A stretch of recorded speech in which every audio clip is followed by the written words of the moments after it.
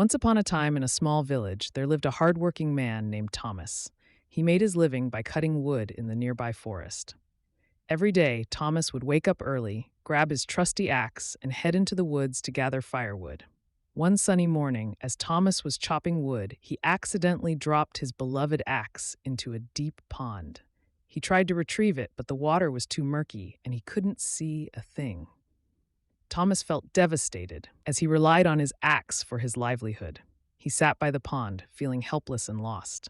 Just then, an old man passing by noticed Thomas's distress. The old man asked what was wrong, and Thomas explained the situation. The old man, with a kind smile, told Thomas not to worry and promised to help him. The next day, the old man returned with a shiny new axe for Thomas. He handed it to him and said, "This axe will serve you well. Take good care of it."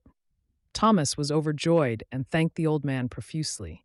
He offered to pay for the axe, but the old man refused and simply asked Thomas to help someone in need when the time came. With his new axe in hand, Thomas returned to the forest and resumed his work. He was grateful for the old man's kindness and made a promise to himself to help others in need, just as the old man had helped him. Years passed, and Thomas became known as the most generous and helpful man in the village.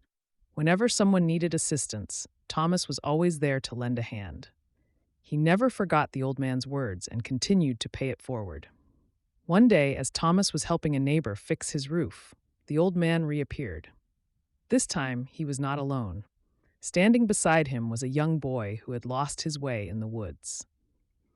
The old man explained that the boy needed help finding his family. Without hesitation, Thomas set off into the woods with the young boy, and after a long search, they found the boy's family.